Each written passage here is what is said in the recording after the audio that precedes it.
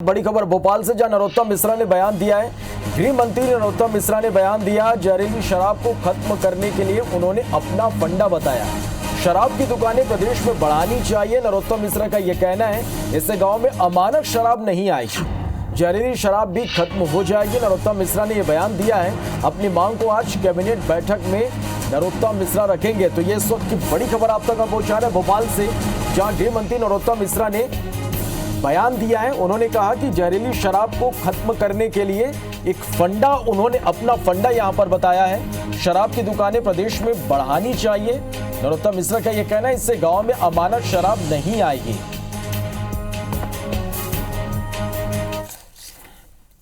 निश्चित रूप से आज बैठक बड़ी है और निर्णय क्रांतिकारी होंगे, और मैं मुख्यमंत्री जी से उस बैठक में अनुरोध भी करने वाला हूं कि शराब की दुकानें की संख्या बढ़ाएं हम, जिससे कि ये जो अमानक आती है, बिना डिग्री नापे हुए जो शराब आ जाती है, वो ना आए। ठेकेदार होगा तो डिग्री की शराब होगी और अमानक नहीं होगी, जिससे जहरीली होने का डर लगभग समाप्त हो जाएगा।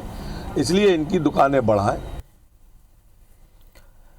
चलिए, तो गृह मंत्री का ये बयान है। उन्होंने कहा कि प्रदेश में शराब की दुकानों की संख्या बढ़ाई जानी चाहिए। चलिए, हमारे साथ बीजेपी प्रवक्ता दुर्गेश केसवानी जी हमारे साथ फोन लाइन पर इस वक्त जुड़े हैं। दुर्गेश जी, बहुत स्वागत आपका एबीसी 24 में।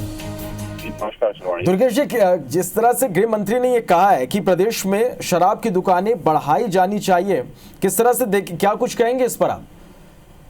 देखिए, माननीय गृह मंत्री जी ने जो ये बात दुकानों को लेकर की है, मुझे लगता है कि उन्होंने जो अभी जांच दल मुरैना, जहाँ पे दुकानें नहीं है तो वहाँ पे अवैध शराब की बिक्री बढ़ जाती है अपने आप ही।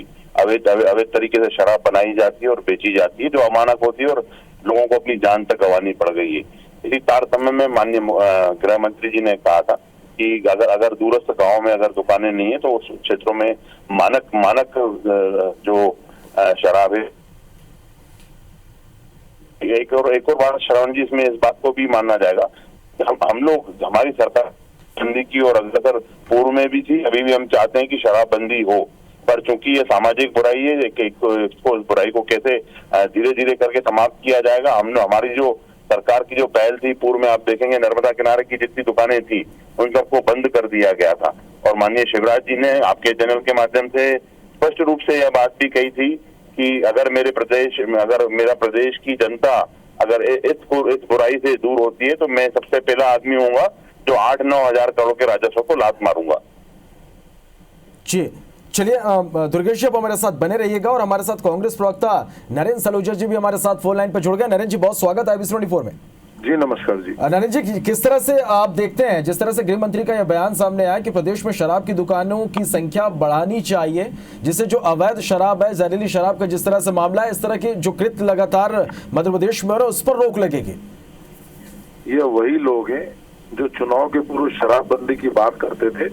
अब याद करें, जब पहली बार चुनाव में आए थे तो खूब शराबबंदी को लेकर बड़े बड़े भाषण देते थे, शराब की दुकानें कम करने की बात करते थे। हमने तो विधानसभा में इनका दिया गया जवाब जनता के सामने रखा था कि इनके 15 वर्ष के पूर्व के कार्यकाल में भी शराब की दुकानें बढ़ी हैं, शराब के उद्योग बढ़े हैं, शराब के कारखाने बढ़े हैं। ये सिर्फ बात करते हैं, ये लोग शराब की दुकानें, आपने देखा होगा कोरोना महामारी के अंदर धार्मिक स्थल, मंदिर, मस्जिद, गुरुद्वारे, चर्च बंद रहे, लेकिन शराब की दुकानें चालू रही। शादी समारोह के लिए 10 बजे तक की छूट थी, लेकिन शराब की दुकान 11 बजे तक चली।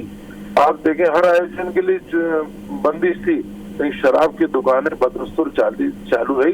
ये तो शराब की दुकानों से व्यापार करने वाले लोग हैं, ये तो शराब के व्यवसाय से प्रदेश चलाने वाले लोग हैं, शराब को बढ़ावा देने वाले लोग हैं। इनके दो मुंह चरित्र हैं, ये बातें कुछ करते हैं। अब जहरीली शराब, अब कितना हास्यास्पद बात कर रहे हैं, जहरीली शराब को रोक नहीं पा रहे हैं क्योंकि पूरा भ्रष्टाचार मचा रखा है। आबकारी अधिकारियों की पोस्टिंग के लिए बोली लगती है, तो इसलिए शराबबंदी नहीं, जहरीली शराब नहीं रोक पा रही। अब जहरीली शराब से अपनी असफलता छुपाने के लिए कह रहे हैं शराब की दुकानें बढ़ा दें। तो ये सब बातें कुछ करते हैं। नर्मदा किनारे की भी बात कर रहे हैं। आप देखें, नर्मदा किनारे सबसे ज्यादा दारू और शराब बिक रही है। कोई शराब की दुकानों पे बंदिश नहीं है। प्रदेश के अंदर राशन नहीं मिल रहा है, लेकिन शराब की दुकान आपको मिल जाएगी। राशन भले नहीं मिले, खाने का सामान लॉकडाउन में नहीं मिले, लेकिन शराब बदस्तूर जारी रही, क्योंकि यही शिवराज सरकार की नीति और यही चरित्र है। चले दुर्गेश जी क्या कुछ कहना चाहेंगे नरेंद्र जी की बातों पर? देखिए नरेंद्र जी, मुझे लगता है कि जो अपनी हार है वो बचा नहीं पाए, इसलिए अभी तक विलाप करते हुए नजर आ रहे हैं। जिस कांग्रेस सरकार ने 15 महीने में जो कमलनाथ जी ने राजस्व बढ़ाने के लिए टारगेट दिया था आबकारी विभाग को कि 7,000 करोड़ के राजस्व को कैसे 13,000 करोड़ के राजस्व तक लेके जाया जाए, मुझे लगता है कि सिर्फ और सिर्फ विलाप करने से नहीं होता है। जो जांच दल अभी मुरैना गया था, जो जांच के माध्यम से जो चीजें निकल के आई हैं, उन सब चीजों पे एक एक पॉइंट पे, एक एक बिंदु पे चर्चा की जाएगी।